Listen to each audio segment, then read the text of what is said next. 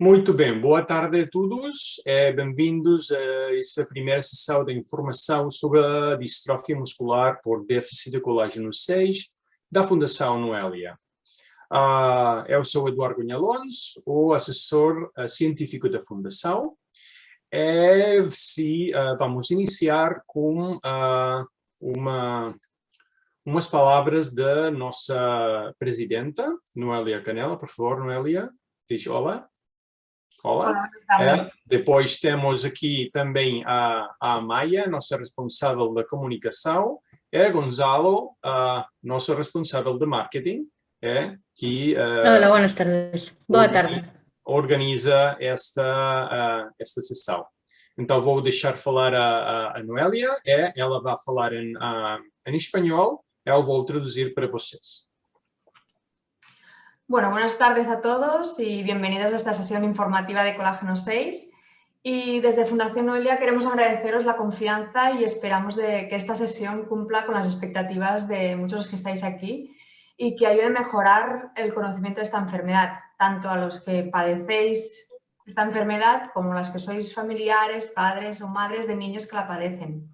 Y que sirva también de ayuda para algunos profesionales de la salud que también estáis presentes y a los cuales os agradecemos muchísimo el interés hacia estas familias afectadas. Boa tarde a todos e bem-vindos a essa sessão informativa sobre a distrofia muscular por déficit de colágeno 6. Gostaríamos de agradecer a sua confiança. Esperamos sinceramente que essa sessão satisfaça as expectativas de muitos de vocês que estão aqui e que também ajude a melhorar o conhecimento desta doença, tanto para aqueles de vocês que sofrem dela, como para os parentes, os pais, as mães das crianças que sofrem uma doença. É que também seja de ajuda para os profissionais da saúde que também estão presentes, aos quais somos muito gratos por o seu interesse. Como ya sabéis, esta sesión durará aproximadamente 2 horas. Hemos intentado comprimir toda la información más relevante sobre la distrofia muscular por déficit de colágeno 6, desde la parte clínica, la asistencial de la enfermedad, hasta la parte de investigación y adaptarla a este tiempo. Por ello hemos tenido en cuenta también las preguntas que nos mandasteis cuando realizasteis la inscripción y esperamos que queden resueltas durante esta sesión. Bueno, de nuevo, muchas gracias a todos y doy paso a Eduard para que dé inicio a esta jornada tan esperada. Muchas gracias. Como vocês já sabem, esta sessão vai durar aproximadamente umas 2 horas. Tentamos comprimir as informações mais relevantes sobre a doença, desde a parte clínica, a parte assistencial, e também a parte de pesquisa, e adaptá-la um pouquinho neste tempo que temos hoje. Também levamos em conta as perguntas que vocês nos enviaram no momento de registro, que esperamos que sejam respondidas adequadamente durante a sessão. Mais uma vez, muito obrigado a todos vocês e dou lugar a Eduardo para começar essa sessão. Muito bem, novamente, agora vamos partilhar a pantalla.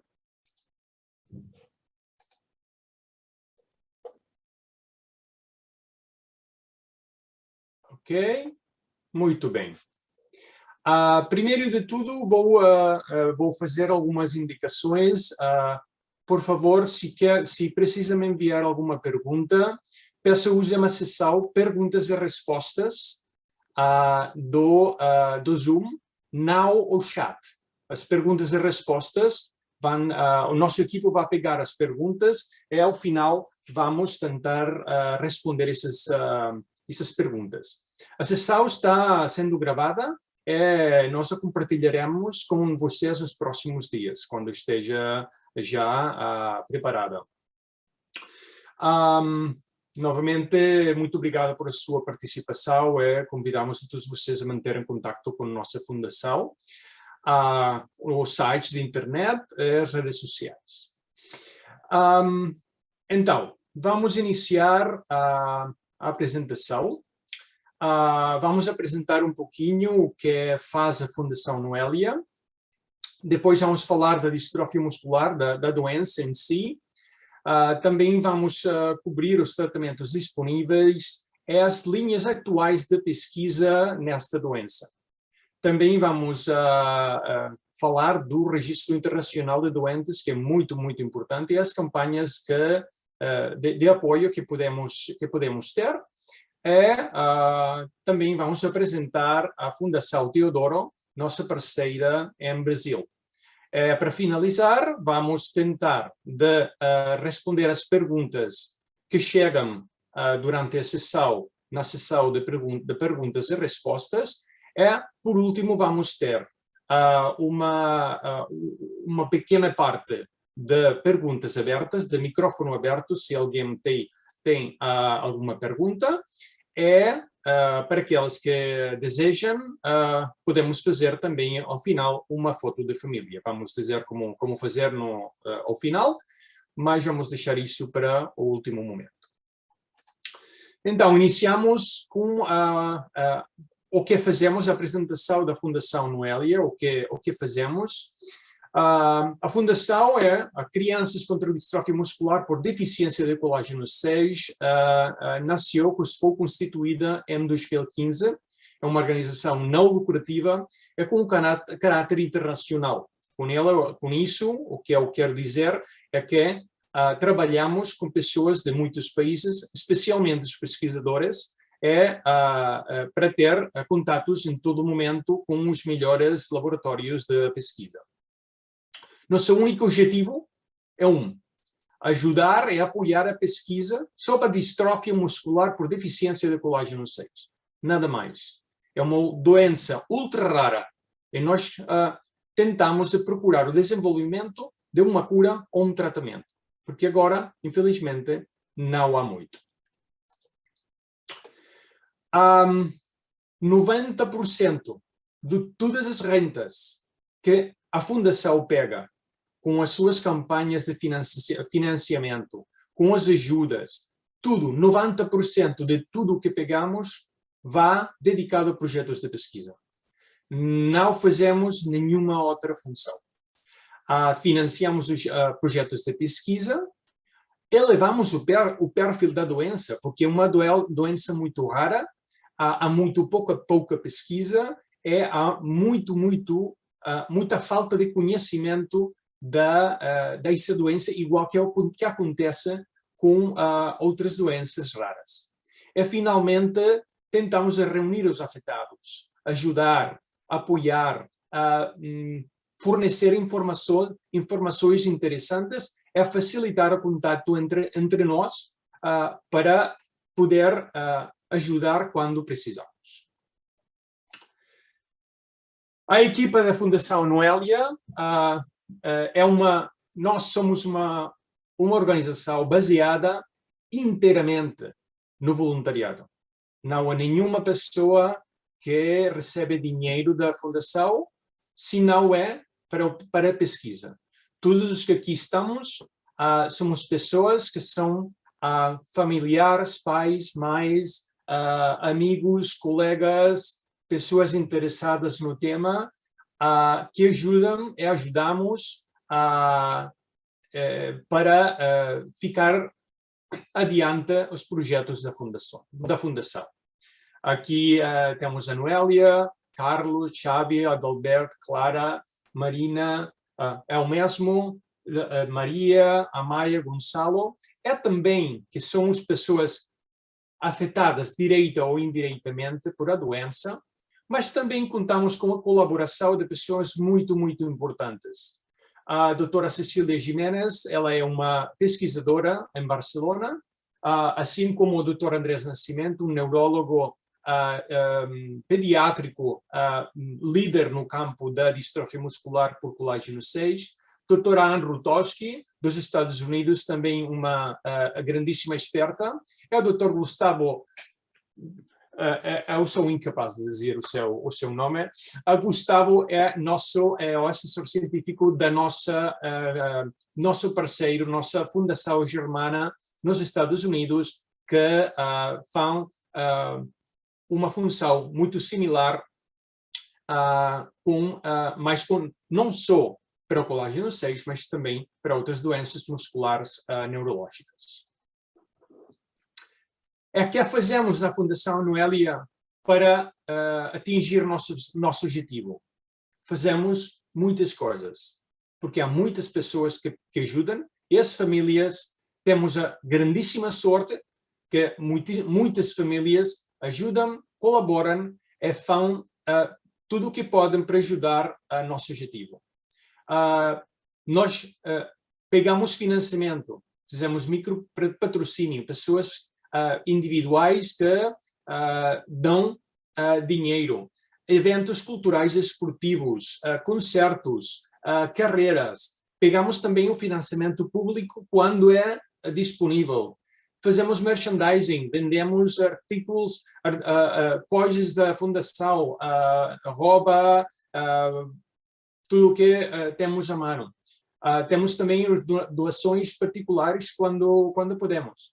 Fazemos difusão da doença no Facebook, Instagram, nosso sítio de internet.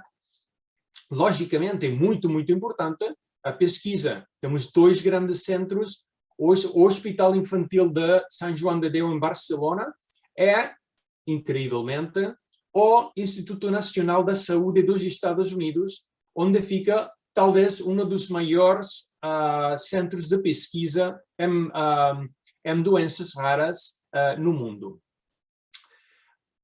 Também podemos fazer muitas coisas graças à cooperação que temos com outras fundações e organizações não-governamentais relativas ao colágeno 6, relativas às distrofias musculares. Estamos em contato com o Registro Global de Distrofias relacionadas com colágeno 6, as nossas fundações e organizações germanas nos Estados Unidos, em Inglaterra.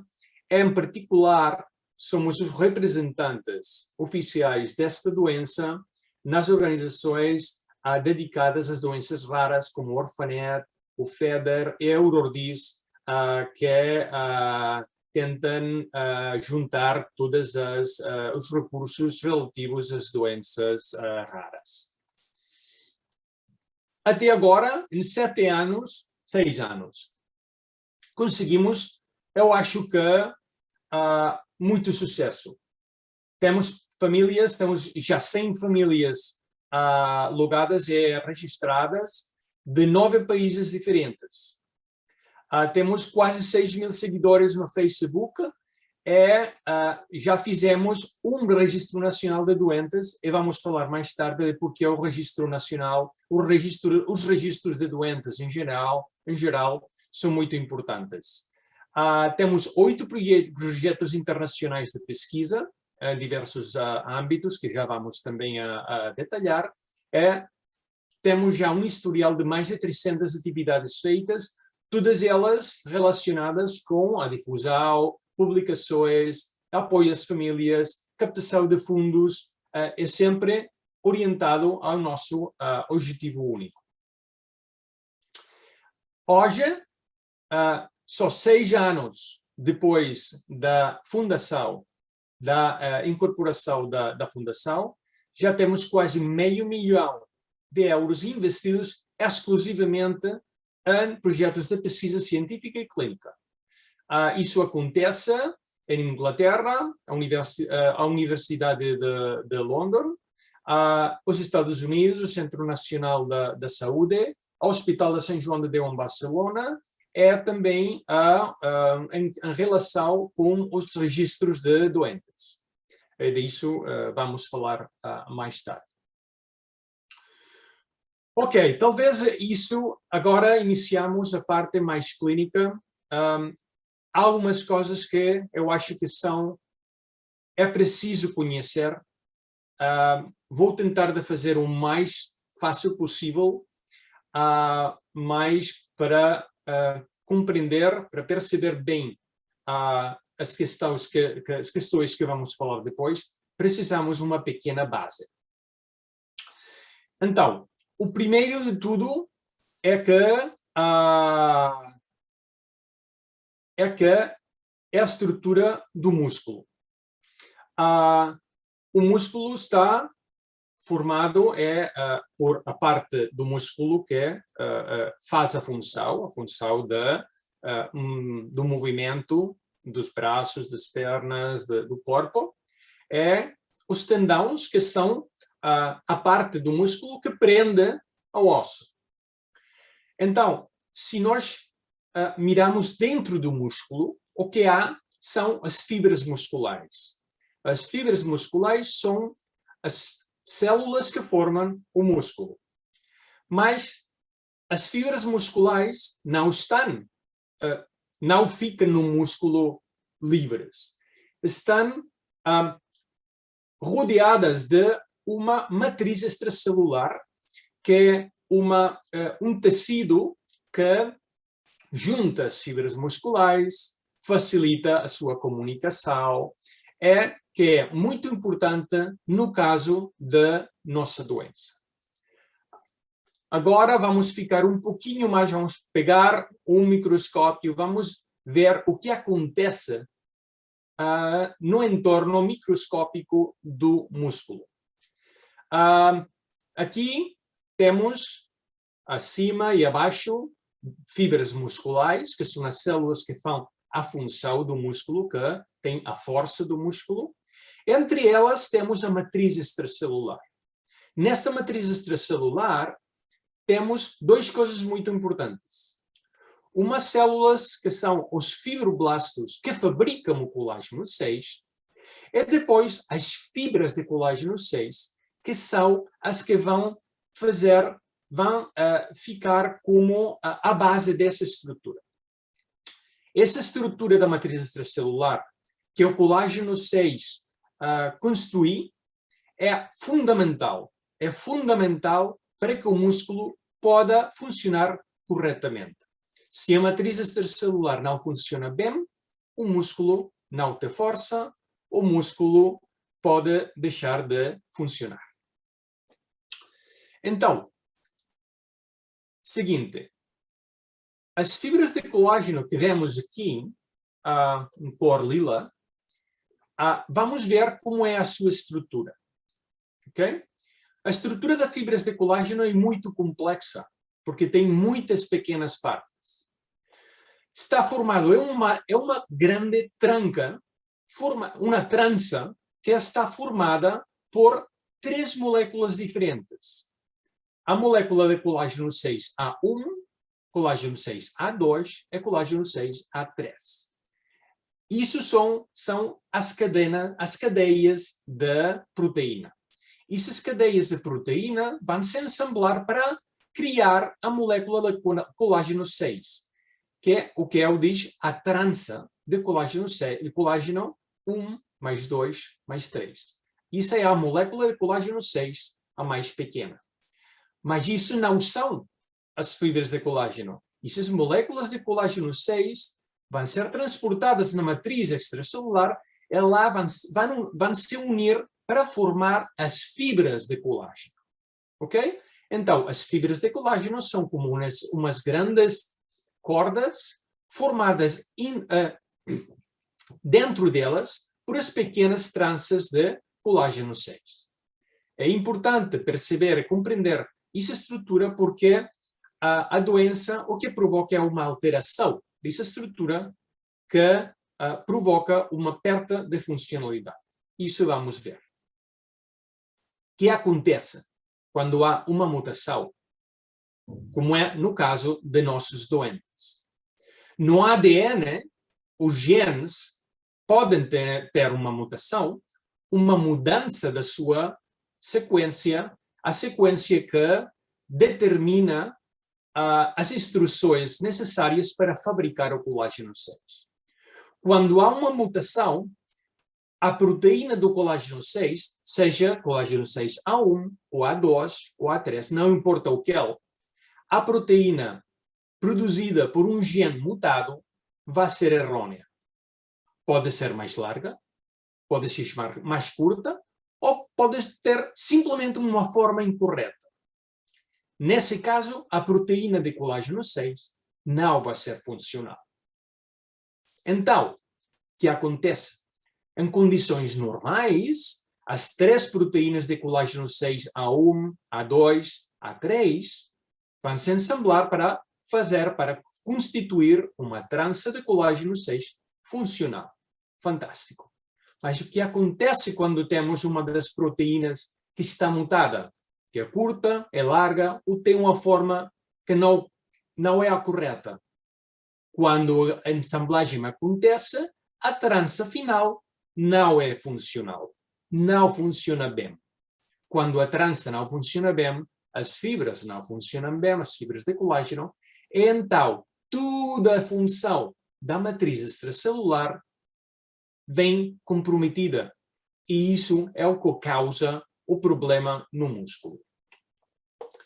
Mas isso é importante. E o que eu vou falar agora é muito importante para compreender as estratégias terapêuticas. Essa mutação é uma mutação particular. Porque ele diz, vamos ver aqui um momento, ele diz que a mutação causa a síntese de uma proteína errônea.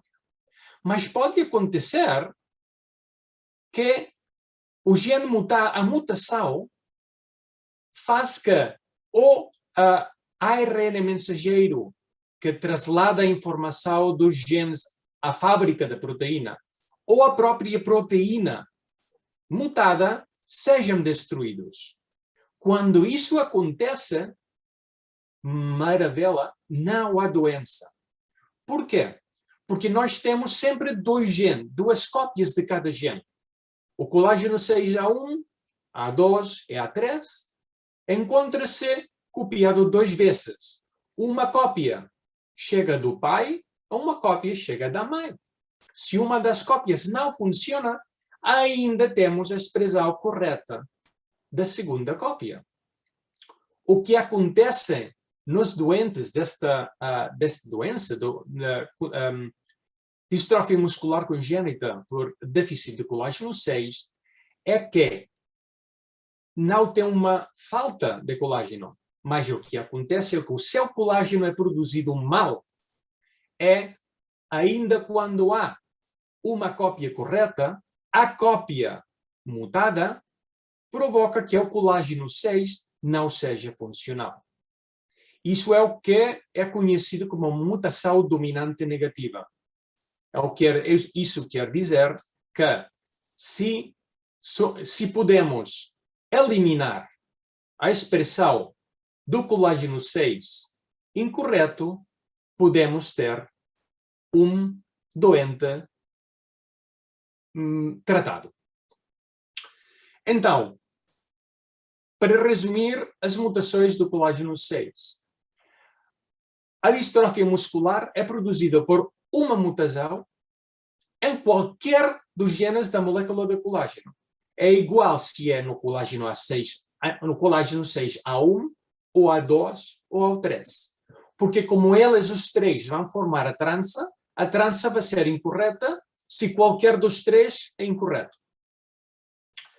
Cada mutação diferente provoca um câmbio diferente na proteína. Pode ser que uma mutação que provoca distrofia muscular por deficiência de colágeno 6 seja no colágeno A1. É o seguinte doente tem uma mutação no colágeno A2. É o seguinte doente tem no colágeno 6A3. Qualquer deles pode provocar a doença, mas cada mutação pode provocar um efeito diferente.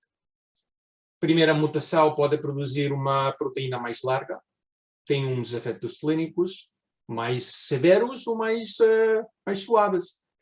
A segunda pode ser mais curta, pode ser diferente o quadro clínico. E a terça pode ter um câmbio, pode mudar a sua forma e ter uma manifestação clínica diferente. Em qualquer caso, todas formam parte da doença, a mesma doença. Então, diferentes mutações provocam a mesma doença, mas os quadros clínicos podem ser diferentes. Já falamos de que essas mutações são mutações dominantes negativas. E, novamente, por que isso é importante? Porque isso quer dizer que uma cópia errônea, uma cópia do gene é errônea e outra cópia é correta. Se conseguimos eliminar a cópia errônea, a cópia correta é suficiente para fornecer a quantidade de colágeno 6 necessária para ter sujeito normal. Então, há casos de pessoas que têm efetivamente uma mutação no colágeno 6, em uma das proteínas do colágeno 6, mas é uma mutação tão destrutiva que provoca que só tenham a expressão de uma das duas cópias e não apresentam a doença. Isso é muito importante e vai ser a base de uma das estratégias terapêuticas. Então, que consequências clínicas têm as mutações nas proteínas, nos genes de colágeno 6? O espectro é muito variável. Inicialmente, foi descrita a miopatia de Bethlehem como a miopatia de Ulrich, como duas doenças diversas, diferentes. Hoje é conhecido que temos basicamente um espectro amplo. Dos casos mais benignos, que inicialmente eram identificados como miopatia de Bethlehem, e os casos da mesma doença mais graves, que inicialmente eram identificados como miopatia de Ulrich. E depois, todas as possíveis combinações no ponto meio, onde o que acontece é que tem características da forma leve e da forma grave em combinação umas com outras. Outra coisa que é muito importante é que, neste caso, não tem os doentes, as crianças, não têm alteração cognitiva. A cabeça é fantástica, normalmente, o que muitos dizem é que são particularmente inteligentes. Tampouco tem nenhuma afetação da função cardíaca. Então, não é uma coisa que deva ser preocupante. O que os quadros que apresentam, no caso dos casos mais leves, a miopatia de Bethlehem, tem uma fraqueza muscular, mas é moderada e aparece normalmente já quando a criança já é adolescente. Apresentam também laxicidade nas mãos, nos pés, e também contraturas nos cotovelos e nos joelhos. Podem causar dor, mas são gestionáveis. Vai ter também mobilidade reduzida na idade avançada, mas são doentes que podem se desenvolver fantasticamente durante muitos anos sem maiores problemas. A evolução da miopatia de Bethlehem, da forma leve da distrofia muscular congênita por colágeno 6, é bastante benigna, mas logicamente podem acontecer problemas respiratórios. Isso é muito importante, porque nós temos músculos, quando falamos dos músculos, normalmente o que vem em nossa cabeça é os braços, os pés, as mãos, as pernas, mas também temos músculos para respirar. O músculo diafragmático, que fica abaixo dos pulmões e que é responsável de ficar o ar nos pulmões, também está afetado. Então, esses doentes podem ter certas dificuldades respiratórias. No outro extremo do espectro temos a miopatia de Ulrich, que também apresenta mais ou menos as mesmas situações, mas com um nível mais importante ou mais grave. A fraqueza muscular é visível desde o nascimento ou a primeira infância, 1, 2 anos. É frequente ter crianças com uma luxação congênita do quadril, que precisa aplicação de férulas nos primeiros dias, durante alguns meses, até o quadril vai se consolidar. A laxicidade das mãos e dos pés, as contraturas em cotovelos e os joelhos também são presentes, mas aqui temos a possibilidade de desvios da coluna vertebral, que é conhecido como escoliose cifosas. A coluna vertebral inicia-se em logo de estar completamente reta. A falta de tensão muscular vai provocar certas desviações que devem ser controladas. Alguns deles chegam a andar 2, 3 anos, 4 anos, 5 anos, mas cedo vão precisar uma cadeira de rodas, seja quando são infantes ou quando são adolescentes.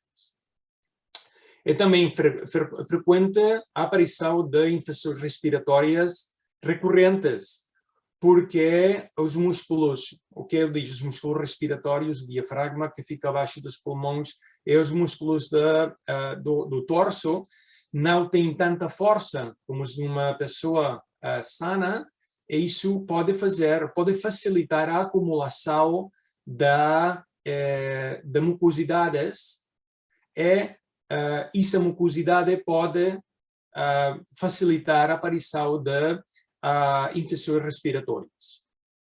Também a falta de força nos músculos respiratórios pode causar que o doente precise um apoio ventilatório, seja noturno ou seja permanente.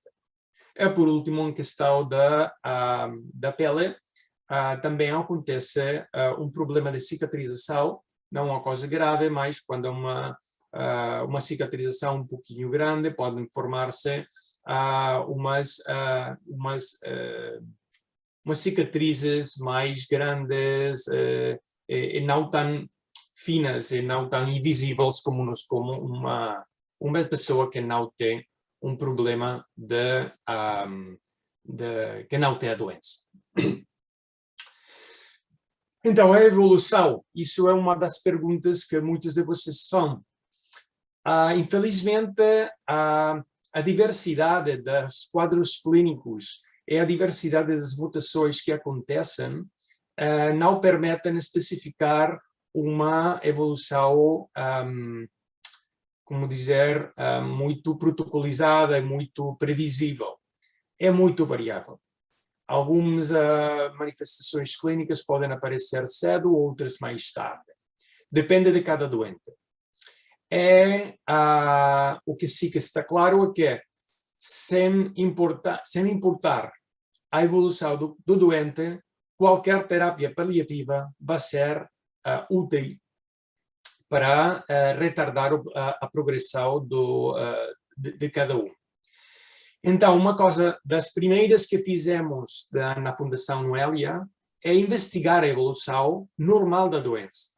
E por que isso? Porque se não conhecemos bem a evolução da doença sem tratamento, não podemos avaliar a efetividade dos tratamentos que vamos pesquisar. Então, é por isso que fizemos um projeto de história natural. A história natural é a evolução natural de uma doença sem tratamento. No Hospital de São João de Deus, em Barcelona, é que ainda está em processo, porque há um bom número de doentes em seguimento para avaliar a sua evolução nos anos posteriores. Ok, muito bem, vamos falar dos tratamentos disponíveis. Aqui a coisa é quando já iniciamos as coisas mais complicadas. Porque, infelizmente, não existe uma terapia. É uma doença rara, é uma doença genética. E isso faz que seja muito difícil de ter uma terapia. Hoje não existe nenhuma, tampouco há nenhum fármaco que pode evitar as consequências da mutação, porque talvez diga, ok, talvez não posso mudar, não posso revertir a mutação, mas posso evitar o efeito do colágeno errôneo. Não, infelizmente, hoje ainda não há nenhum fármaco que pode evitar isso. E tampouco podemos evitar a evolução. não há nenhum tratamento que possa evitar a evolução da doença. Mas o que sim podemos fazer hoje é falar de tratamentos paliativos, é prevenir as complicações, é retardar a deterioração do tecido muscular. É disso sim que podemos falar. É muito importante estar sempre à frente da doença. Não podemos funcionar reativos. Isso o que quer dizer? Os doentes devem estar baixo um seguimento de uma equipa médica. Que é a equipa médica? Otimamente, uma equipa médica integral. Isso quer dizer os neurólogos, que são os profissionais principais desta doença, os reabilitadores e os profissionais da fisioterapia, os pneumólogos para prevenir as questões de infecções pulmonares, a psicóloga ou o psicólogo. Psicologia é muito importante para um núcleo familiar, é importante para o doente, para os seus parentes, é para facilitar a integração da situação pessoal na vida cotidiana. Também, talvez não tão crítico, mas certamente importante, é a equipa de digestivo, em questão da nutrição, para controlar o peso, é ter um controle e verificar que o doente não tem problemas de deglução. E, finalmente, os traumatólogos, nos casos que podem precisar alguma cirurgia de elongação dos tendões ou da correção dos desvios da coluna vertebral. Então,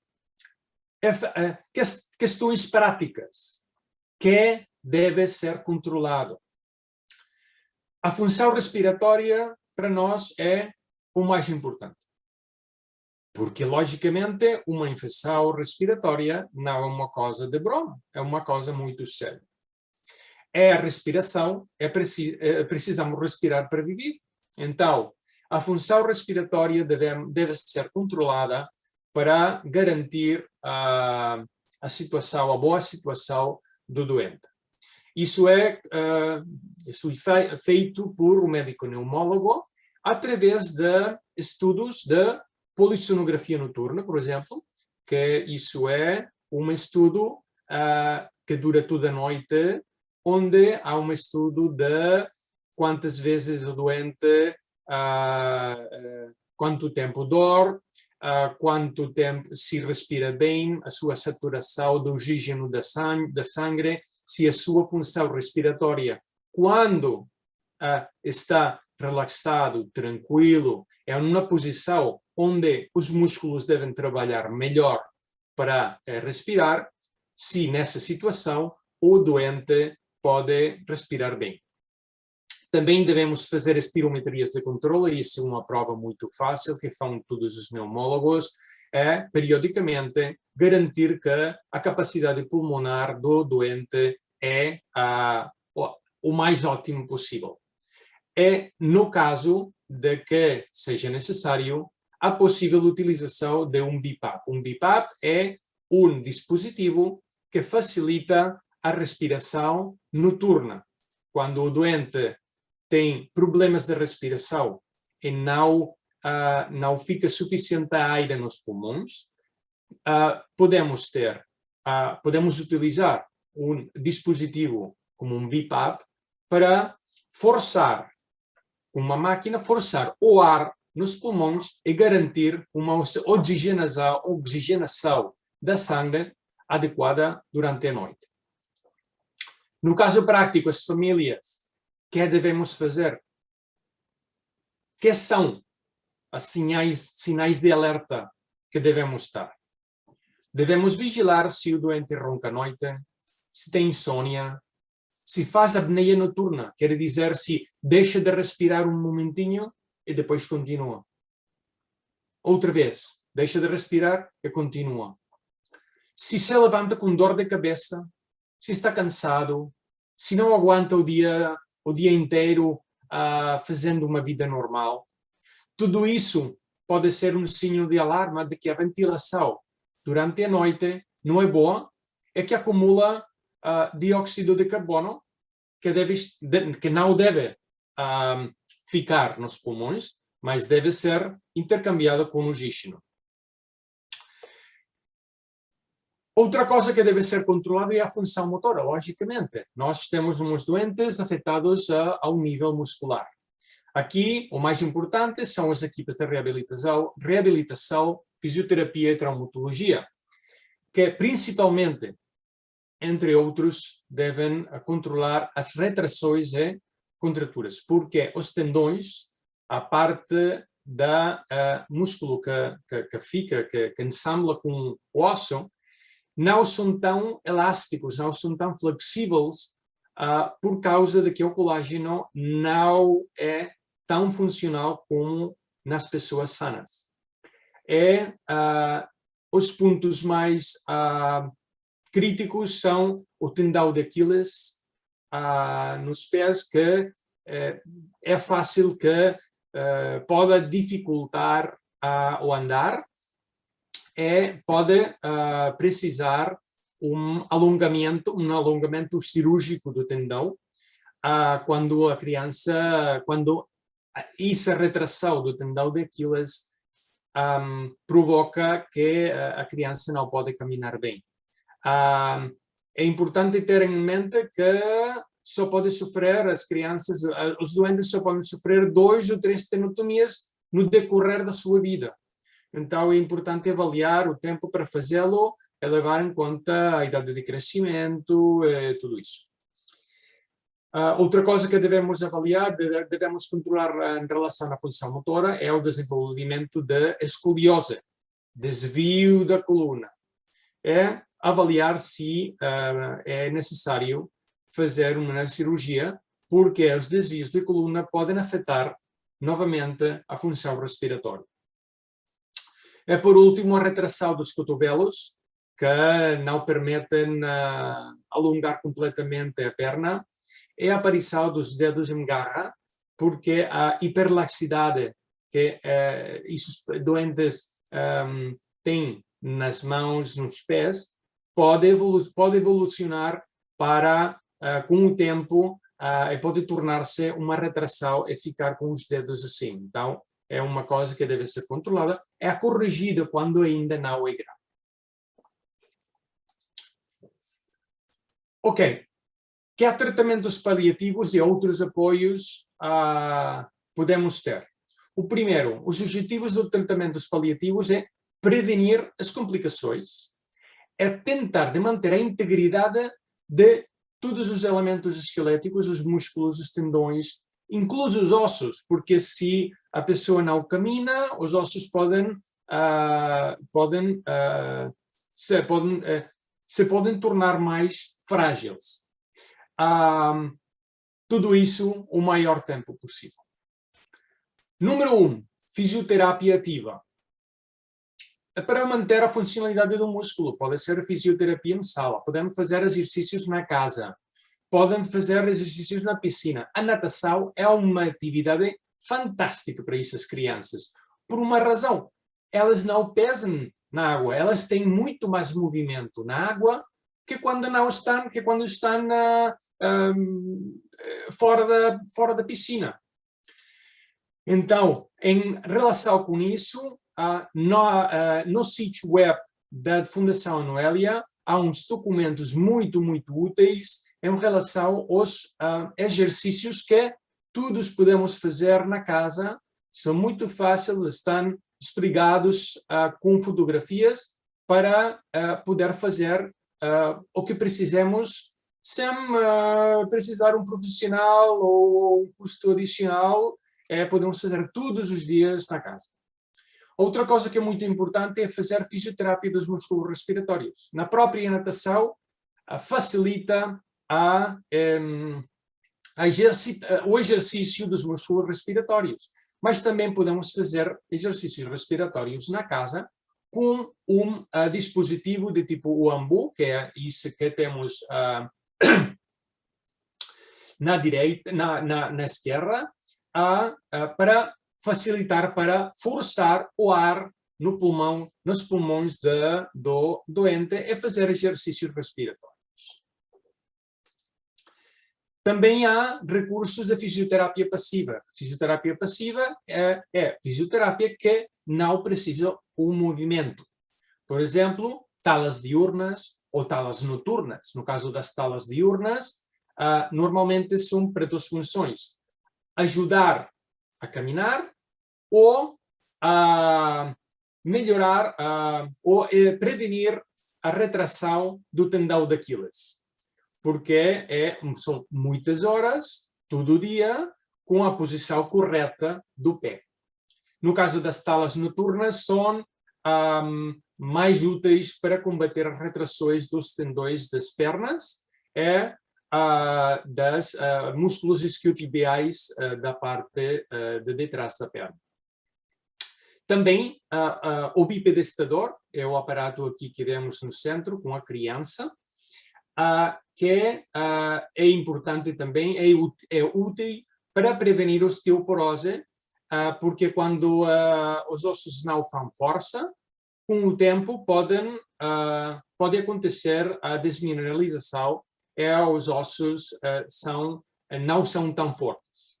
Então, o bipedestador demonstrou que, como um uso diário, é eficaz na prevenção de essas complicações. Por último, o dispositivo Cough Assist, que é um dispositivo para facilitar a tosse. Quando há acumulação de mucosidades nos pulmões dos doentes, por causa de que elas não podem eliminar as mucosidades, este dispositivo o que faz é forçar o ar dentro dos pulmões e depois extrair com força para ajudar o doente a fazer o processo da tosse, da expulsão das mucosidades que, se ficam nos pulmões, podem provocar algumas infecções recorrentes pulmonares. Também há informação sobre suplementos e tratamentos coadjuvantes. Temos dois casos. Há uma questão de nutrição. Número 1, é importante controlar o peso. Então, a nutrição deve ser controlada nessas crianças. Não podemos deixar que ganhem peso, porque quando ganham peso, é mais difícil para elas, é mais difícil para os cuidadores, mais difícil para os pais, para as mães, para os parentes, para tudo. Então, é importante controlar o peso. Na área da nutrição também há informação de diferentes dietas. Há uma dieta baixa em proteínas desenvolvida por um doutor, por o Dr. Bonaldo, que diz que afeta, pode diminuir a degradação do músculo. Mas o problema é que a dieta é de umas características onde não fica quase nenhuma proteína, e isso nutricionalmente é muito difícil de fazer para as crianças e não há resultados concluentes que seja realmente útil. O mesmo acontece com os suplementos. Colágeno oral, perospilbeno, resveratrol, há muitos desses, mas ou são reivindicações baseadas em teorias, ou os dados que existem não são concluentes. Também há estudos de alguns fármacos coadjuvantes. Temos um que foi muito famoso, fica a informação na internet, do Omigapil. Foi avaliado em um ensaio clínico, mas infelizmente os resultados não foram positivos, não fiz suficiente, não tem vantagens o tratamento no caso dos doentes de colágeno 6. Há outros que estão ainda em avaliação, como a Alisporivir e Givinostar, mas ainda não há informações que possam suportar um uso clínico com garantias. Ok, então, se só temos tratamentos paliativos, o que há na questão da pesquisa? Ok, isso é, infelizmente, um pouquinho triste, mas é certo que há 7.000 doenças raras, com mais de 300 milhões de pessoas afetadas. Mas são 5%, uma de cada 20 doenças raras tem algum tipo de tratamento. Não quer dizer que tenham uma cura, mas só algum tipo de tratamento. Então, se a pesquisa médica é o árvore da direita, a pesquisa em todas as 7.000 doenças raras é o árvore do meio, infelizmente a pesquisa em colágeno 6 é a pequena plantita que temos aqui abaixo. É por isso que devemos fazer tudo o que seja possível para apoiar a pesquisa nesta doença. Então, temos vários pontos onde podemos tratar essa doença. Primeiro, poderíamos reparar a mutação no ADN. Uma maravilhosa, uma fantástica maneira de reverter a doença. Eliminamos a doença, não a mutação, não a doença. Mas, infelizmente, isso não é nada fácil. Há muitos riscos, porque talvez nós reparamos a mutação, mas se tocamos e provocamos outra mutação, talvez a nova mutação seja pior que a mutação inicial. O que também podemos fazer é corrigir o erro que temos nas moléculas de mensageiras que transportam as instruções de síntese dos genes para a fábrica da proteína. Podemos, talvez, corrigir o erro no mensageiro. Então, o erro, a mutação ainda fica no ADN, nos genes, mas a informação que chega na fábrica da proteína é correta. Ou, como podemos fazer, utilizar a vantagem de que, no caso de colágeno 6, a mutação é de tipo dominante negativo, o que quer dizer que, se conseguimos eliminar ou bloquear a leitura do mensageiro errôneo, o que vamos ter é que só a cópia bona, a cópia correta do gene do colágeno 6 vai ser utilizada para a fabricação da proteína. Então vamos ter uma proteína correta. Logicamente, também temos a possibilidade de fazer tratamento farmacológico das manifestações clínicas. O que tentavam fazer o Migapil é talvez outros suplementos e fármacos coadjuvantes. Mas isso não é fim da história. Porque se nós temos uma terapia gênica, já finalizado? Não. Devemos poder administrar a terapia gênica ao doente. Vamos imaginar. Nós temos uma terapia gênica. Não importa o que ela. Uma terapia que pode ser administrada aos doentes, que já demonstramos que no laboratório pode reverter a doença, mas agora como fazemos para ficar isso no músculo do doente? Podemos imaginar que a nossa terapia gênica é como um pacote que devemos entregar, devemos encaminhar para um destino concreto. Não serve de nada uma terapia gênica que não chega no músculo. Se só chega nos olhos, se só chega na pele, não tem o problema lá. Então, para encaminhar um pacote, precisamos, logicamente, conhecer o endereço. No nosso caso, os fibroblastos produtores de colágeno que estão no tecido muscular, não outros. Isso em particular. Isso está conhecido. Temos a mensagem e temos o destino. Que precisamos? Um caminhão para o transporte. O pacote não vai chegar ao endereço sozinho. Mas o transporte precisa um motorista. Mas um motorista que conhece o caminho. Senão, tampouco pode chegar. Aí é o que precisamos é um vetor específico para a administração da terapia gênica. Isso quer dizer, um sistema para administrar nossa terapia gênica é que efetivamente chega nos fibroblastos que produz o colágeno 6 defeituoso, para poder afetar ou corrigir o problema genético que temos nessas células. Qual é a situação atual da pesquisa? Ok, para pesquisar qualquer doença, o primeiro devemos estudar a doença. Devemos identificar os mecanismos que causam a doença. Isso já está completado. Sempre podemos conhecer mais, mas no momento conhecemos como acontece. É por isso que eu posso explicar, ou que eu posso apresentar hoje, o mecanismo da doença. Segundo ponto, é preciso desenhar terapias e demonstrar a sua efetividade no laboratório. Aqui já temos algumas coisas, algumas terapias finalizadas e outras que ainda estão em processo, mas já bastante atividade.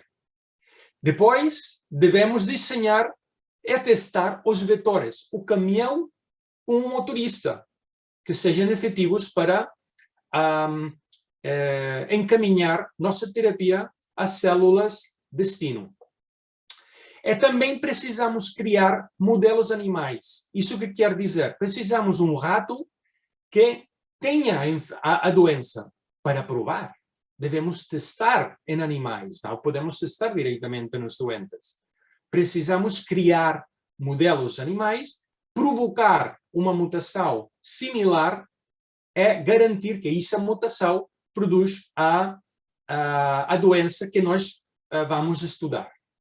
Então, é finalmente fazer os testes em vivo com os ratos para garantir que temos a terapia, podemos administrar e que efetivamente tem um efeito positivo sobre os doentes. Hoje, o desenho de terapias é bastante ativo. O grande desafio que temos hoje é a questão dos vetores para administrar de forma eficaz a terapia.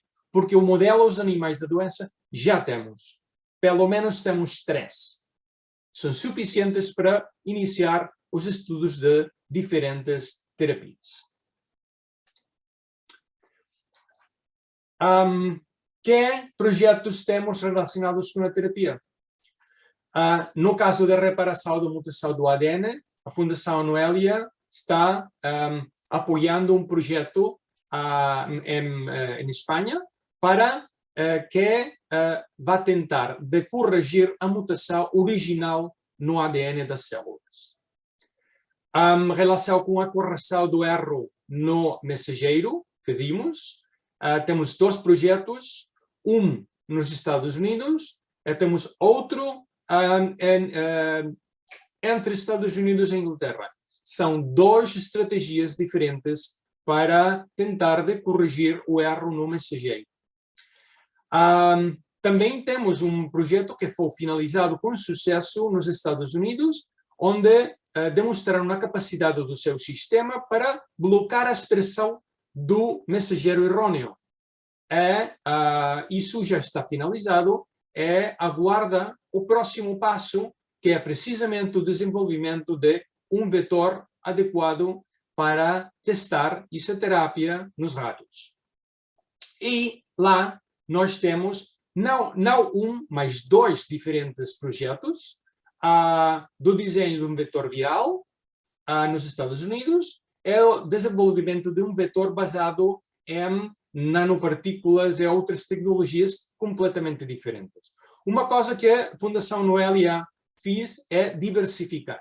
Diversificamos os projetos em diferentes terapias, porque talvez a primeira não podemos ficar todos os ovos no mesmo prato.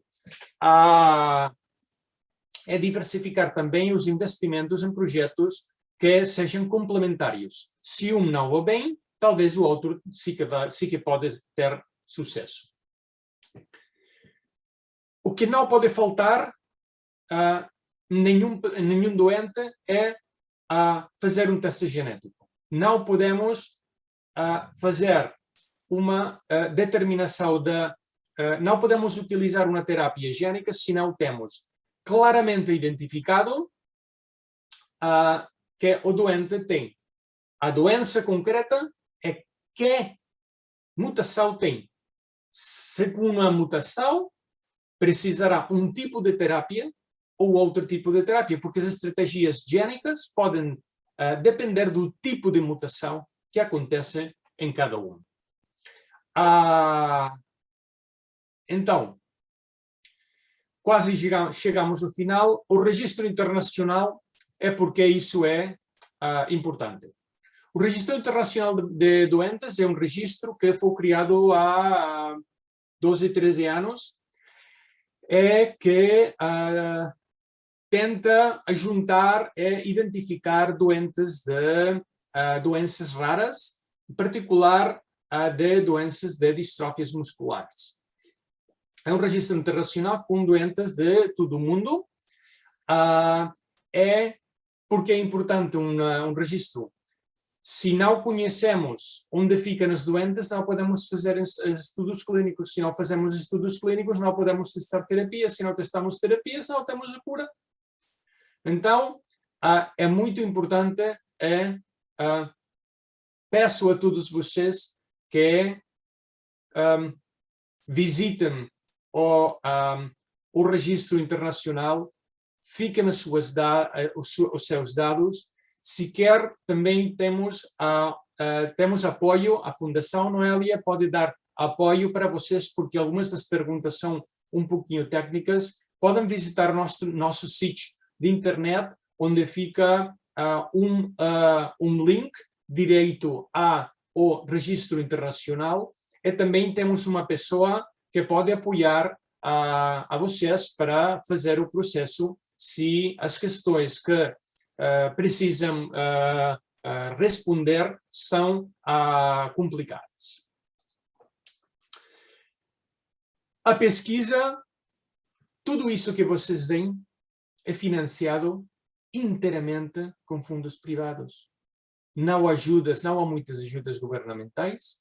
Tudo isso é porque há famílias que fazem eventos. Há famílias que dão dinheiro. Há famílias que pesquisam onde podemos pegar mais dinheiro. O apoio das famílias é imprescindível, é essencial. Se não temos o apoio das famílias, nenhum vai nos ajudar. $500 milhão investido graças à atividade de pessoas como da própria Noelia, as famílias que formamos a comunidade do distrofia muscular congénita por colágeno 6. Qualquer pode fazer qualquer coisa. Ideias, muitas. Nós, como fundação, podemos ajudar a desenhar, a dar ideias. Podem visitar nossos sítios de internet, onde é seguir nossas redes sociais, onde são publicados todas as atividades que nós fazemos. E por último, apresentar a Fundação Teodoro, nosso parceiro em Brasil. É uma fundação ainda em processo de criação, por uma família do Brasil, igual que a Fundação Noelia, que também vai estar focada na distrofia muscular congénita por déficit de colágeno 6.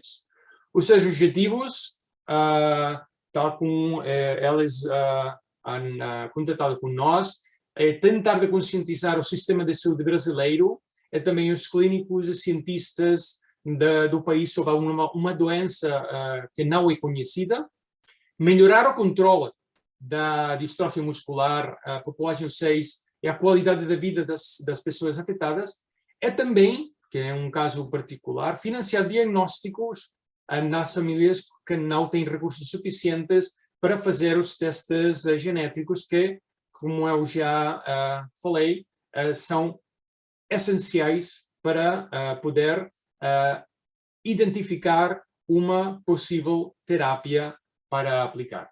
Elas têm um conto no Instagram, Teodoro Gencol 6A2, que podem vocês seguir para ter as informações mais Com isso, eu só quero agradecer a vocês a sua atenção. Espero sinceramente poder ajudar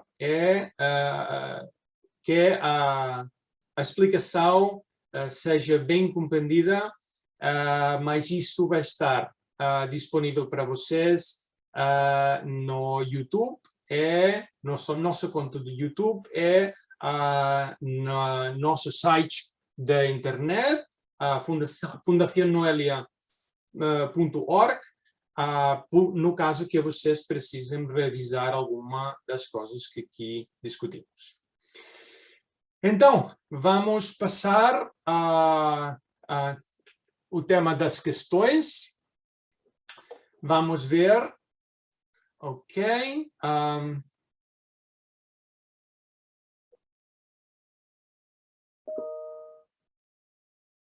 Ok, vou tentar de responder algumas das perguntas porque não são complicadas. Eduard. Sim. Perdona, Eduard. Hem estat fent un llistat de preguntes, val? Ok. Jo n'he respost moltes en un Word. Te l'envio per correu perquè n'hi ha Sí. moltes. Te l'envio i moltes ja les he anat responent i així pots anar fent i nosaltres mentre anem recopilant. T'assembla? Ok. Noelia fez uma recolha das perguntas. Eu vou comentar as perguntas que vocês fizeram e eu vou repassar, eu vou oferecer as contestações. Não há mutações piores dependendo de se é colágeno A1, A2, A3. É uma questão de onde fica a mutação e a mudança que provoca na proteína. Não importa em que gene seja a mutação ubicada.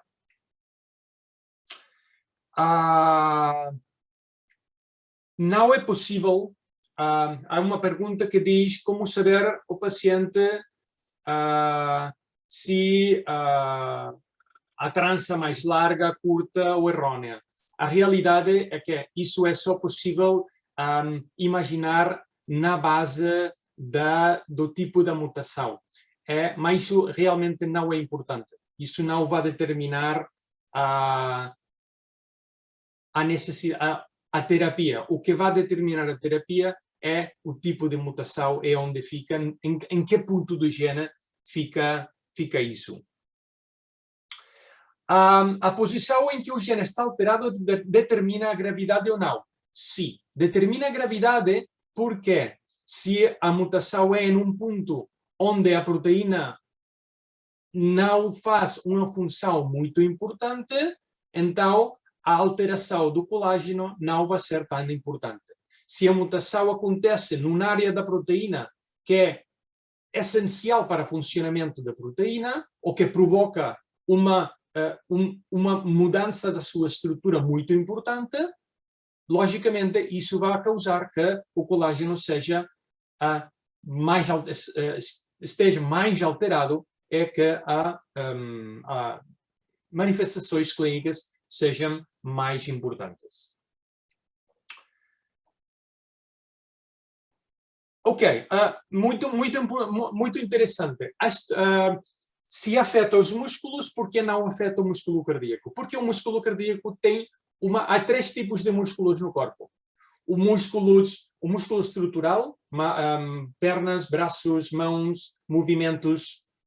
O músculo cardíaco tem uma estrutura diferente e funciona diferente. É um músculo liso, que é o que temos no intestino. Tem uma estrutura completamente diferente. São 3 tipos de músculos. O colágeno 6 só acontece no músculos motores estruturais. Então, o colágeno, a doença não pode afetar o músculo cardíaco porque o músculo cardíaco não tem colágeno 6. O colágeno 6 que contém não determina a sua funcionalidade.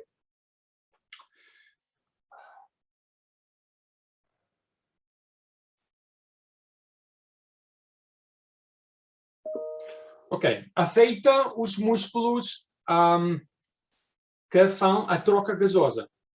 É por isso afeta a respiração, efetivamente. Com fisioterapia, com exercícios respiratórios, o que vamos fazer é provocar um exercício constante, é uma señal constante para o corpo de manter esses músculos o mais funcionais possíveis. Se não fazemos a fisioterapia, é mais fácil que o músculo seja deteriorado. Ok. Um caso pode evoluir para Bedlem e depois se transformar em Ulrich? Não. Cada mutação vai provocar um perfil da doença diferente. Se a mutação vai causa uma manifestação clínica leve, vai seguir sendo leve o resto da vida do doente. Se as manifestações são mais graves, porque a mutação causa uma doença com um perfil mais grave, como mais tipo Ulrich, vai estar Ulrich, mas não incrementa sua gravidade. É uma questão da evolução da doença dentro do seu perfil. Se é leve, se é grave, é grave. Então, a natação pode ajudar ou prejudicar na questão respiratória? Clarissimamente, ajuda. Seguro. A que idade tem mais riscos de progressão da doença acontecer? Ok. Primeiro, se a doença é de um perfil mais leve, tipo Bedlem, a aparição da sintomatologia clínica pode ser mais tardia. Nos casos mais graves, é mais habitual que as manifestações clínicas sejam já no momento de nascimento ou nos primeiros anos. Então, certamente, há épocas 8 anos, 9 anos, quando a criança faz o primeiro dos grandes estiramentos no crescimento, é importante vigilar porque com os estiramentos pode acontecer com mais frequência desviações os desvios da coluna, certamente. Os exercícios com Nambu podem iniciar quando vocês querem, quanto antes melhor. Quantos mais exercícios fazem com fisioterapia, podem iniciar a fisioterapia. Há muitas tipologias de fisioterapia. No nosso sítio web, no nosso site, temos um documento que fala dos exercícios de fisioterapia respiratória. Podem iniciar em qualquer momento. A fisioterapia nunca é mau.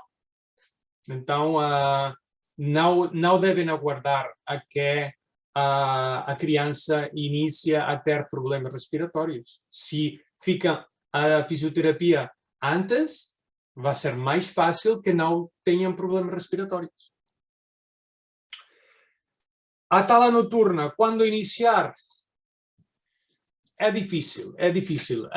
Isso já é uma questão que depende do doente e da sua situação pessoal e particular. Há muitas das terapias corretoras, como as talas, por exemplo, que vai depender da particularidade de cada indivíduo. Devem-se lembrar que essa doença é causada por mutações diferentes. Então, temos muitos doentes com quadros clínicos muito diferentes. Cada um é um mundo. Os profissionais da saúde, neste caso os fisioterapeutas e os médicos reabilitadores, devem avaliar caso a caso cada um dos doentes para determinar quando é preciso e quando é interessante fazer implantar as talas. O bipedestador devem usados em qualquer caso. O bipedestador não é preciso no caso dos doentes que andam, porque o próprio andar já faz o mesmo efeito que o bipedestador. O bipedestador é só para aquelas que já não podem andar ou que não chegaram a andar nunca, para manter a pressão sobre os ossos, é que os ossos mantenham a sua estrutura correta. Se a criança anda, não precisa do bipedestador. Em relação às cirurgias, quando devem ser indicadas, quais são as complicações, prós e contras, quando indicar a cirurgia do quadril, certamente. Nossos expertos, novamente, é uma questão muito dependente do doente. Vá realmente caso a caso. Mas o que deve ser considerado é os riscos que uma cirurgia de músculos complexos, como músculos do quadril, pode ter. No caso da cirurgia do tendão de Aquiles, é relativamente fácil em termos cirúrgicos. Sempre deve estar avaliado por um profissional. Mas, realmente, iniciar ou aplicar uma cirurgia músculos complexos é difícil. Em qualquer caso, é importante que o profissional médico faça a avaliação de cada doente. Noelia? Sí, en el tendón de Aquiles está indicado hacerlo cuando el equino le imposibilita la deambulación.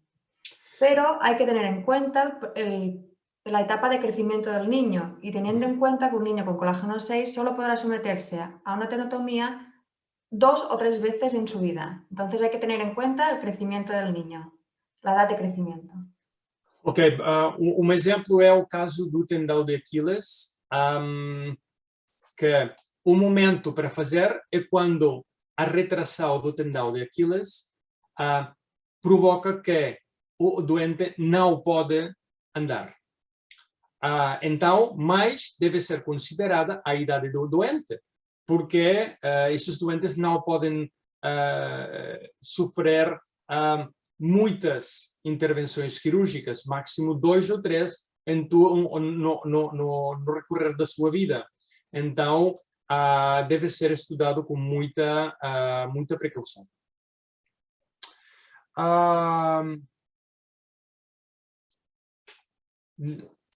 Para iniciar o teste em vivo, aqui há uma pergunta que não ficou claro o que falta para iniciar o teste em vivo. Nos ratos. Falta o vetor. Certo, exatamente. Agora, ainda quando não temos todas as terapias desenvolvidas, mas já temos alguma que poderíamos testar, o que falta agora é o vetor necessário para administrar essa terapia, que já vimos que funciona ao nível do laboratório, a uns ratos que têm a doença, para avaliar o efeito que nossa terapia pode ter em um entorno de um animal. A diferença entre uma alteração genética dominante e recessiva. Isso interfere na gravidade da doença. Muito bom. Nosso caso não é nem dominante nem recessivo. É dominante negativo. É uma terça classificação. Uma mutação dominante é aquela que só que exista em uma das 2 cópias dos genes, o doente vai ter a doença. A pessoa vai ter a doença. No caso de que seja uma mutação recessiva, é aquela que precisa que nas 2 cópias do gene tenham a mutação. Nosso caso é dominante, porque só precisa uma cópia mal, mas é negativa, porque o problema não é que falta um. O problema é que isso é tóxico para o resto. É por isso que é chamado dominante negativa. atividades psicomotoras na infância é benéfico. Pode ser realizado atividades que têm por objetivo estimular o equilíbrio, a locomoção, lateralidade e motricidade fina. Qualquer atividade relativa à motilidade, motricidade, exercício, ativação muscular é boa.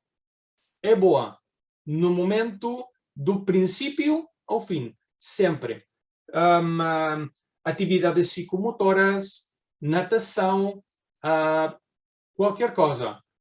Ou seja, atividade física de acordo com o perfil do doente. Logicamente, se o doente não pode, se a criança não pode andar, não podemos praticar futebol, mas talvez sim podemos fazer natação.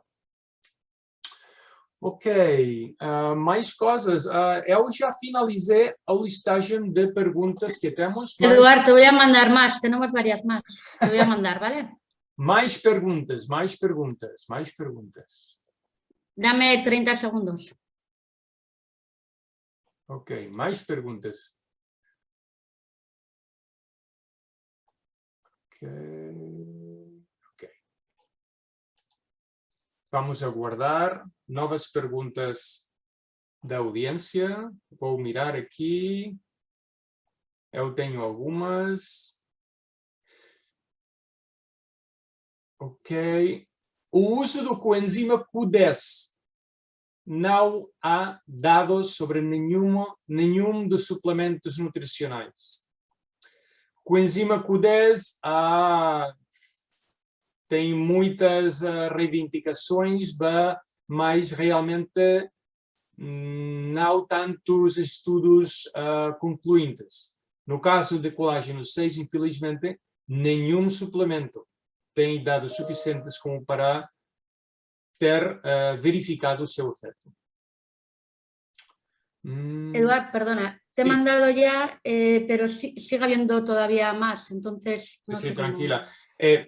Puedo ir siguiendo aquí, yo estoy viendo la línea, o sea, no te... Vale, perfecto, yo estaba haciendo mandártelas y traducir, pero si lo vas haciendo de ahí, pues perfecto. Vale. No te preocupes, no te preocupes. Isso é muito importante. Como identificar pelo resultado da sequenciação do gene a posição da falha que indica a gravidade da doença?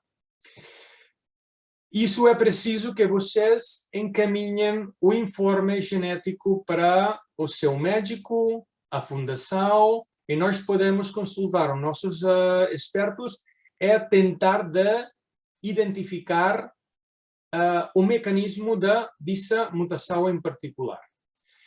O que não podemos fazer é identificar a gravidade. O que podemos fazer é identificar o mecanismo. E do mecanismo podemos identificar os projetos de pesquisa que podem ser úteis para vocês. Mas se têm dúvidas com isso, se podem encaminhar o informe do estudo genético, nós podemos tentar de identificar o mecanismo relacionado. O análise de troponina, o CKMB. CKMB. Pode ter valores elevados devido ao colágeno 6. Os doentes de colágeno 6 têm algumas das enzimas alteradas. Isso é uma sinal que pode fazer pensar aos médicos de fazer mais análises. Não há indicadores muito claros, é só uma informação mais. Outra pergunta, com mutação no colágeno... Ok, isso é interessante clarificar. Minha filha foi diagnosticada, Betina, foi diagnosticada com mutação no colágeno 6A1 e colágeno 6A3. Pode ser mais grave? É importante uma coisa. Uma mutação identificada pode não ser patológica. Pode ser uma mutação que não tenha nada que ver e que não tenha nenhum efeito sobre a proteína. Essas mutações podem acontecer numa parte do gene que não transporta informação. Então, são mutações silentes, não têm nenhum efeito. É provável que no caso da filha de Bettina, neste caso, só uma das duas tenha uma significação clínica. Pode ser que a mutação do colágeno 6 não tenha nenhum efeito, é que o problema seja a mutação existente no colágeno A3. Ou o contrário.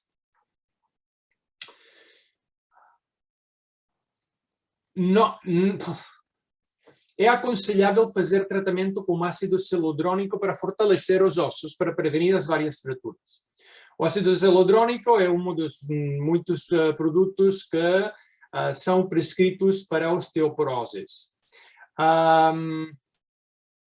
Isso é uma questão, não há estudos em crianças, é um produto mais indicado para idades avançadas, e não tenho informação, acho que não há informação dos possíveis efeitos desse tipo de produtos para osteoporoses em pessoas de idade avançada, no caso de crianças. Infelizmente, há casos onde não temos esse tipo de informação.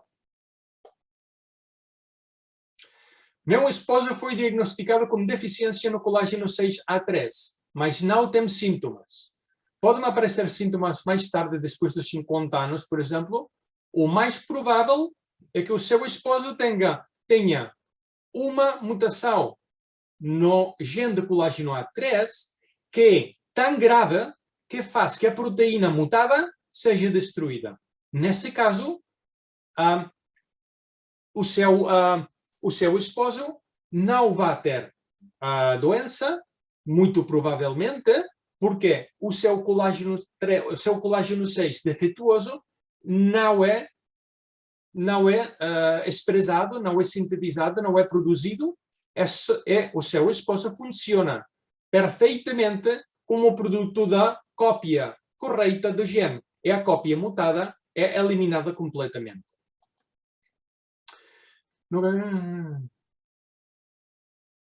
Nos casos que vocês acompanham, não foi observado alterações na fala ou comunicação.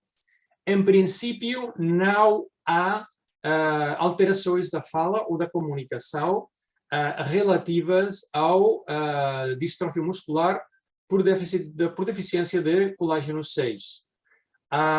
Neste caso, pode ser que não tenha nada a ver, ou também há casos quando não há um estudo genético, que a realidade é que não é uma distrofia muscular por colágeno 6, e pode ser outra coisa. É importantíssimo fazer o estudo genético para garantir que a doença da pessoa, da criança, é realmente distrofia muscular por colágeno 6. Já existe um treinamento para fisioterapeutas sobre esses assuntos, um congresso ou algo assim? Eu acho que não há Há estratégias específicas para fisioterapia no caso de doenças neuromusculares em geral. E há especialistas, fisioterapeutas especialistas, em terapia para crianças com alterações neuromusculares. Não específica de colágeno 6, mas finalmente não importa, é igual. Mas se há especialistas, não sei se há congressos específicos disso, ou treinamento específico, mas o que se acontece são profissionais especializados nisso. Se algum está especialmente interessado, podem encaminhar um e-mail para a Fundação e podemos tentar identificar algum profissional através de nossos expertos. Vocês conseguem fazer algum tipo de acompanhamento à distância para avaliar os casos aqui do Brasil? Se falamos de avaliar o doente e fazer o diagnóstico, infelizmente, nós, como Fundação Noelia de Espanha, à distância, não podemos fazer. O que sim podemos fazer é ajudar a perceber, a compreender os resultados dos testes e talvez identificar profissionais especializados se nossos expertos têm contatos lá. Nós temos expertos na Argentina, nos Estados Unidos, em Espanha, em Venezuela. Elas têm contato com profissionais que podem talvez ajudar a vocês em casos, em situações locais. Anestesia geral pode causar hipertermia maligna? Não sei. Noelia, tem alguma informação sobre isso? A anestesia general puede causar hipertermia maligna. Sí. Hay que tener en cuenta que los niños con enfermedades neuromusculares, los anestesistas ya tienen en cuenta la hipertermia maligna, ya lo tienen en cuenta y de hecho lo saben, está contemplada la hipertermia maligna. De todas formas, todos los anestesistas están al corriente de cualquier enfermedad neuromuscular y que esto puede afectar. Entonces, sí que es bueno recordar cuando uno vaya a intervenirse o se someta a una intervención, de recordar que tiene una enfermedad neuromuscular para evitar esto. Efetivamente, uma anestesia geral tem o risco de causar uma hipertermia maligna, mas isso é uma coisa que os anestesistas já conhecem e já estão preparados, porque qualquer situação com uma alteração neuromuscular tem o risco de ter hipertermia maligna. Sempre é bom assegurar que o profissional anestesista conhece a situação do doente, mas se elas conhecem já têm as precauções necessárias para prevenir complicações desse tipo.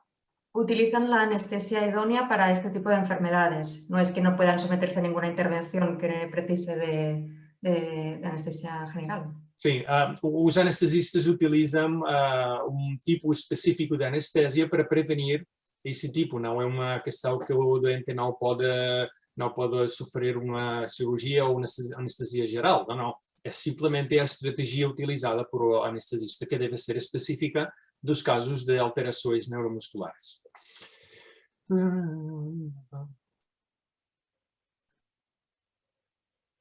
Novamente, o tema da fala. Não há indicações de que a fala esteja afetada neste caso.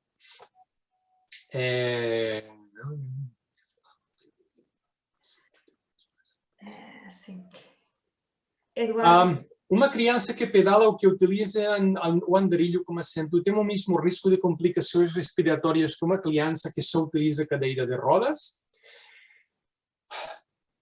Realmente, as complicações respiratórias dependem da gravidade específica da doença e do doente em particular. Não é tanto uma questão de utilizar uma coisa ou outra, é uma questão da particular situação do doente em particular. A criança deve utilizar o que precisa. Se precisa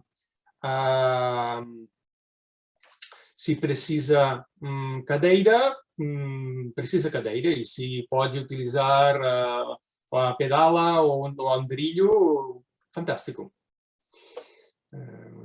Eduardo, sí. una cosa que deberías comentar. A la pregunta de si el acompañamiento a distancia aquí en Brasil podría ser por parte de algún experto, existe la posibilidad, que creo que lo ha preguntado Elio Jugurta, existe la posibilidad del paciente internacional en el Hospital San Juan de Dios, y lo seguirían los médicos del Hospital San Juan de Dios, es una posibilidad. Cierto, é certo. Noelia diz que o próprio Hospital de São João de Deus, aqui em Barcelona, tem departamento para o paciente internacional. Eles estão preparados para oferecer serviços e apoio médico aqui, logicamente, no seu hospital, mas tem já organizada departamento que apoia as pessoas que precisam ou que queiram ser visitados no hospital. Então, se precisam isso, o que devem fazer? ¿Qué tienen que hacer, Noelia? Esto lo que permite entrar en la página web del Hospital San Joan de Déu, poner paciente internacional elegir el especialista, en este caso el doctor Nascimento de neuromuscular, del equipo de neuromuscular. Lo que hace el doctor Nascimento es recoger toda la información del paciente que se ha puesto en contacto, se revisa la información y luego se someten a un Skype para valorar a este paciente. Esto existe. Esto tiene un coste, también hay que decirlo. No es gratuito. Okay, eso funciona... Pero es un servicio online, ¿eh? Es un servicio online, no tiene que venir el paciente. Sí, correcto. Vale. Ahora voy. Isso funciona da seguinte maneira. Vocês podem se conectar, ligar com o site web do Hospital São João de Deus de Barcelona e visitar a seção que indica paciente internacional. Lá vocês podem escolher o doutor especialista, neste caso é o doutor Andrés Nascimento, um dos nossos expertos, estava na apresentação, e podem-se ficar em contato com ele. Então, o hospital, logicamente, tem um custo, mas o hospital pode fazer, o doutor pode fazer uma avaliação do doente virtual, por Skype, com a ajuda de todos os dados que vocês podem fornecer. Primeiro o doutor vai pegar toda a informação de vocês, vai fazer uma avaliação sobre a documentação e depois vai fazer uma visita virtual com vocês, o que logicamente tem um custo, mas não precisam viajar do Brasil a Barcelona para fazer isso. Logicamente tem um grandíssimo valor, porque eles têm a capacidade de avaliar com muita facilidade os doentes, porque têm muita experiência. Amaya ha compartido el link en los comentarios. ¿En el chat o en preguntas? En el chat. No chat, nossa colega Amaya partilhou o link nos sites do hospital para aqueles que precisem ou que queiram visitar isso. Essa pergunta é interessante. Existe um limite de terapias semanais que deva ser feito? Em realidade, não há um limite. É uma questão de que não devemos sobrecarregar, não devemos fazer um excesso de exercício, porque devemos nos lembrar que os músculos desses doentes precisam um tempo mais largo de recuperação que de uma pessoa sana. Então, se fazemos um excesso de exercício, o que vamos a provocar é um excesso de fadiga do músculo. Então, deve-se fazer um exercício constante, mas não excessivo. 3 por semana, hidroterapia, fisioterapia. Tá bem, a minha filha faz uma sessão importante de fisioterapia na semana, depois faz uma sessão de natação e depois outra sessão mais específica de fisioterapia. Então, 3 vezes, mas depende de cada doente. Isso é o exemplo do meu caso, ok? Ainda sobre cirurgia, pode ter risco de não andar.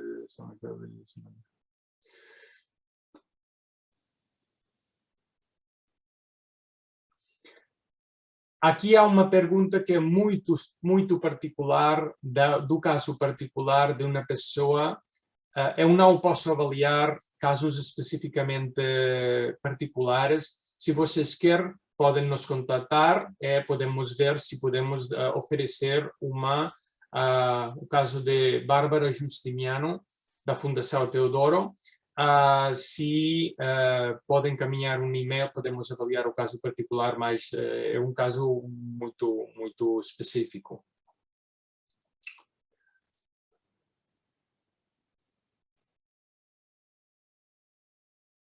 A minha filha fez uma tenotomia nas virilhas quadris com 4 meses devido a uma displasia bilateral. Este procedimento já vai ser tido em conta para o que poder necessitar no futuro. Logicamente, o procedimento, se algum dos doentes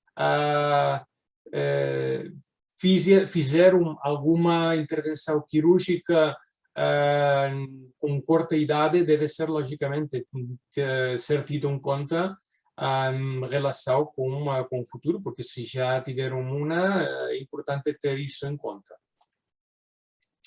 Há casos de mais de um doente na mesma família? Boa pergunta. É difícil, mas não é impossível, porque, logicamente, neste momento, se uma pessoa, um doente, conhece que tem a doença, é lógico que faz uma atenção e faz um controle no momento de ter criança. Podem ter dois irmãos uma mutação? Claro que podem. Não é impossível. Mas, normalmente, a maior parte dos casos são mutações que aparecem de novo, sem que tenham uma relação, sem que tenham uma origem na mãe ou no pai, é que aparecem diretamente por primeira vez na criança.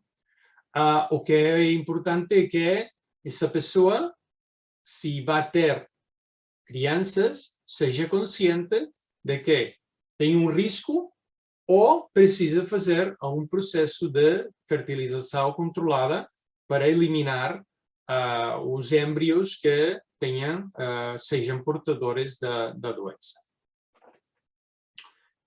Eu cheguei no final das perguntas. Eu acho que já estou. Eu já estou. Finalizamos o turno de perguntas. Gonzalo, no sé si quieres conectar los micros. O si acaso que levanten la mano mejor. Hay un par de preguntas en el chat. Ok.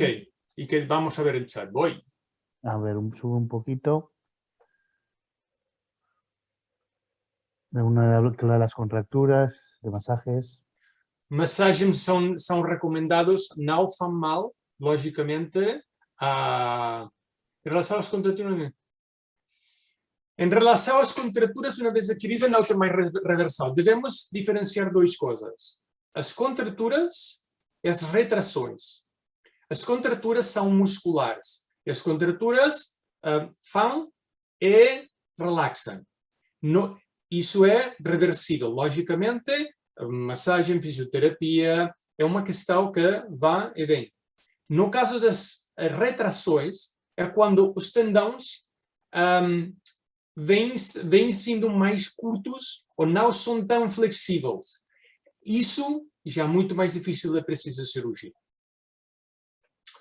Sempre é certo que o uso de talas pode facilitar uma certa recuperação, mas as retrações não são uma questão fácil de resolver.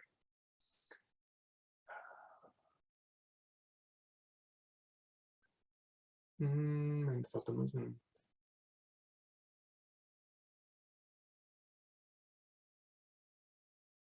Ok, acessadas, perguntas e respostas, ok. Então, se vocês querem fazer alguma pergunta, por favor. Y hay una más en preguntas, una sobre el analgésico más efectivo. ¿Dónde? Un analgésico. No la veo. Pero bueno. Uma pergunta sobre os analgésicos mais efetivos. Não há nenhum específico que seja particularmente efetivo no caso desta doença. Todos são igualmente efetivos, específicos, ibuprofeno, paracetamol, são os normais. Não há uma especificidade desta doença em questão de analgésicos. Ok.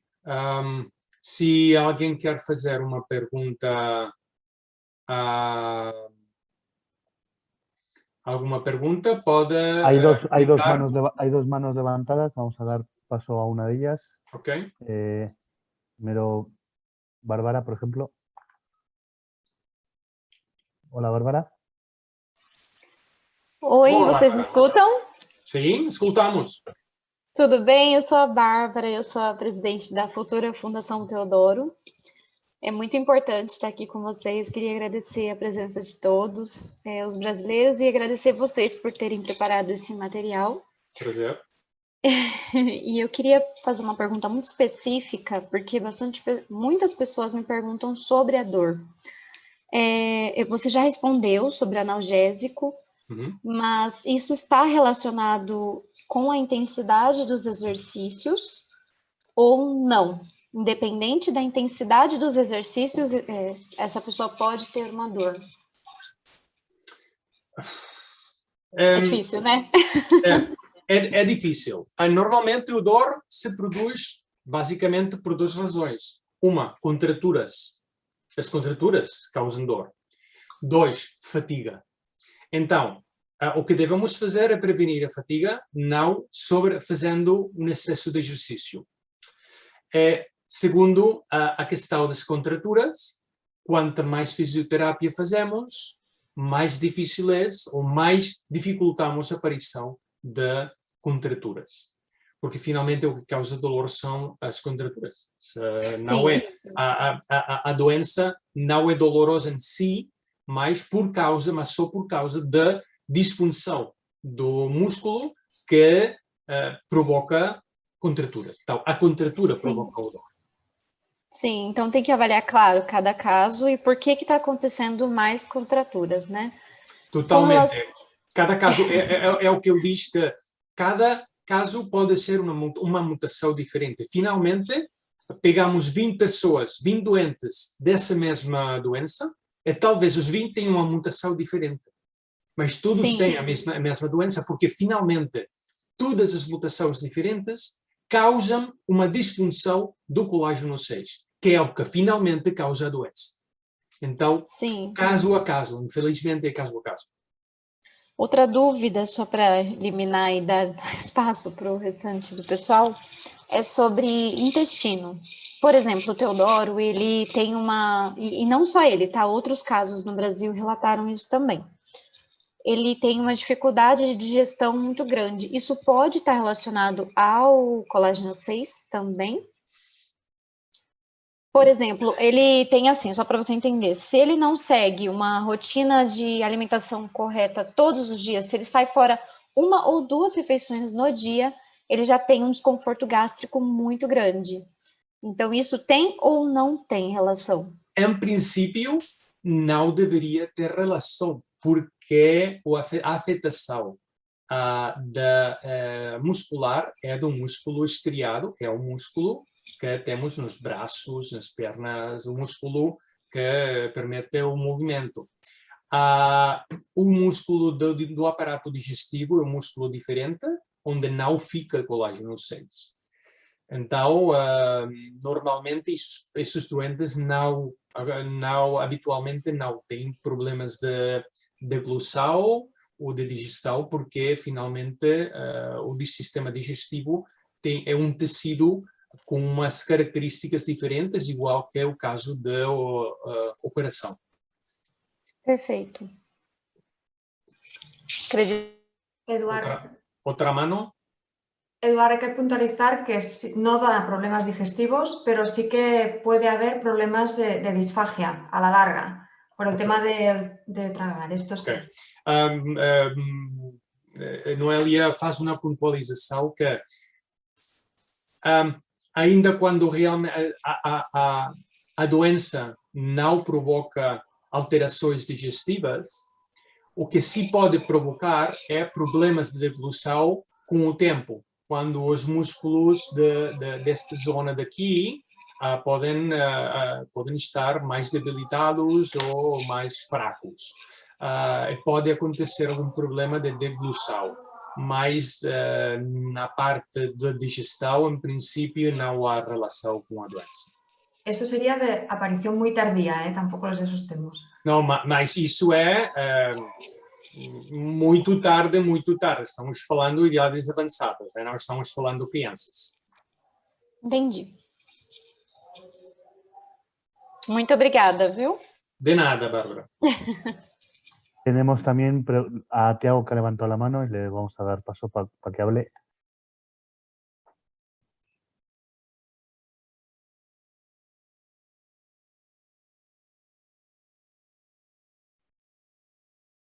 ¿Lo desmuteas tú, Juan?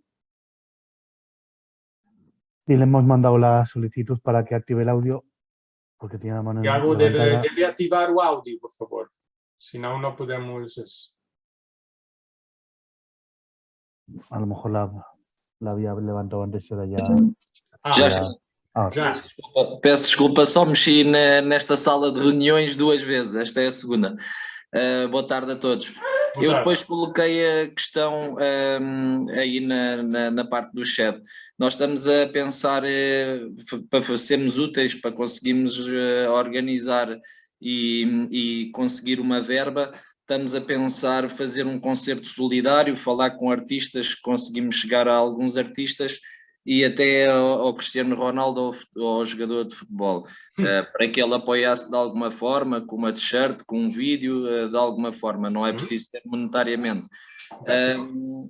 A única questão é, nós sabemos que esta fundação existe, que é verdadeira e que está a lutar pelo mesmo sonho, pelo mesmo objetivo do que nós. Mas como é que nós, e vocês já organizando outros concertos e outros eventos, vocês têm algum tipo de matéria ou de apresentação específica para que nós possamos mostrar a esses artistas como é uma associação, uma fundação fidedigna e que a verba vai mesmo para vocês e é mesmo para estudos, para encontrar o tal vetor que todos queremos? Ok, muito obrigado, Tiago. Acho que é uma iniciativa muito interessante. Vamos fazer uma coisa, se você está de acordo, que é, podemos falar com mais detalhe de como nós podemos ajudar e como nós podemos guiá-los para fazer. Logicamente, podemos fornecer materiais necessários para vocês poder convencer pessoas para colaborar, ou artistas, o que faça falta.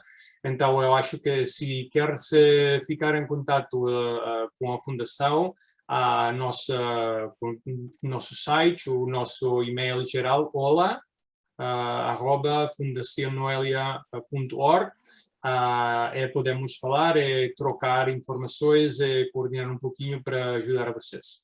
Sim, eu tenho falado com a Noélia, não sei se me estão a ouvir. Sim? Não? Noélia? Estão-me a ouvir? Não. Hola? Hola, agora sim. Eduard, si em pots traduir una mica, sé que Sí, vam que començar, però no sé què ha dit. Es Tiago de Portugal y quieren organizar un evento y nos piden un poco de ayuda y de documentación para ayudar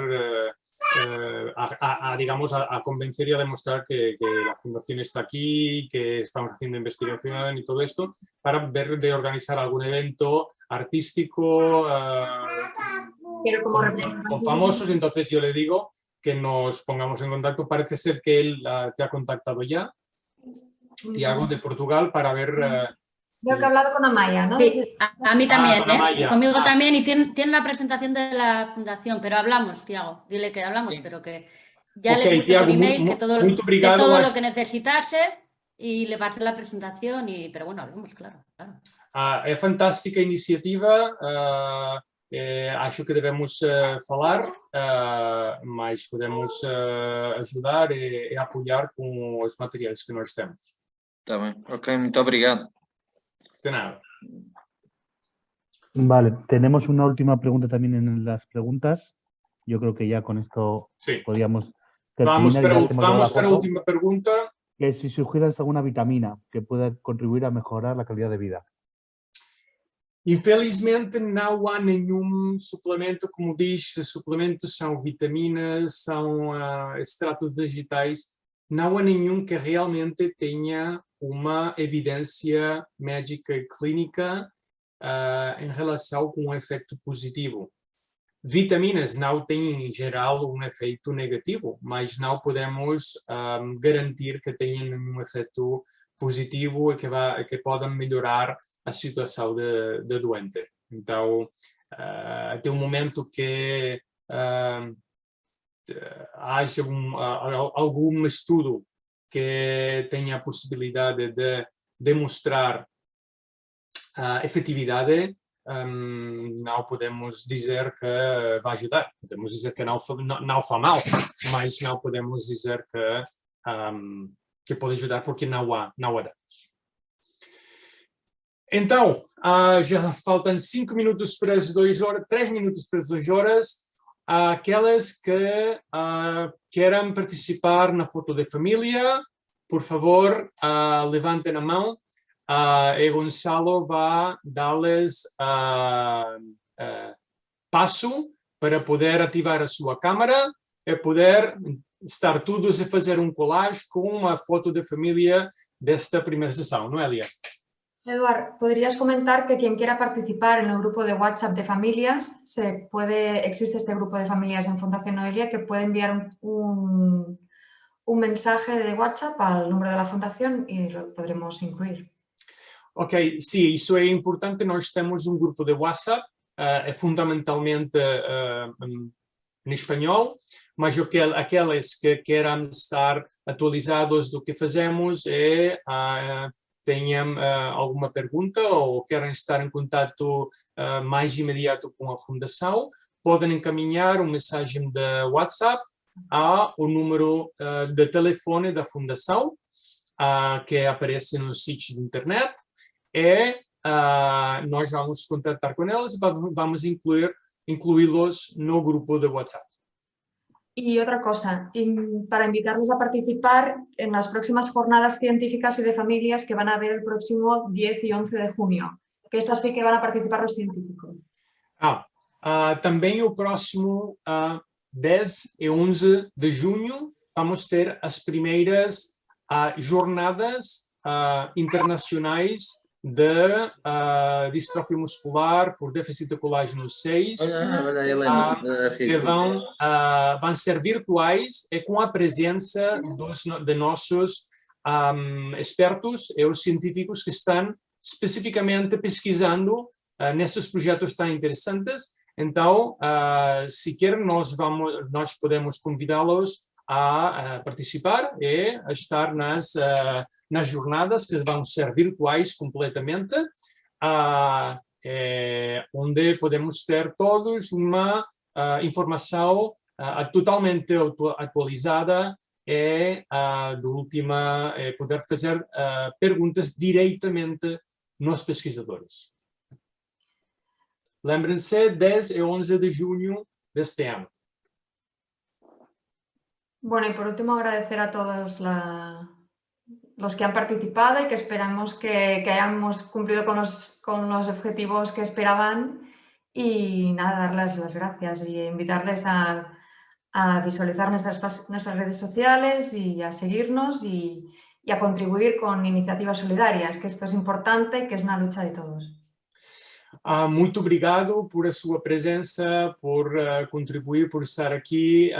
Esperamos que as suas perguntas, suas dúvidas sejam um pouquinho mais claras.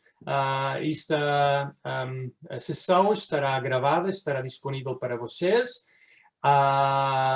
Convidamos a nos seguir nas nossas redes sociais e a ajudar, contribuir. É muito importante. Qualquer coisa que todos podamos fazer é um pouquinho mais para ajudar a essa pesquisa que todos nós precisamos.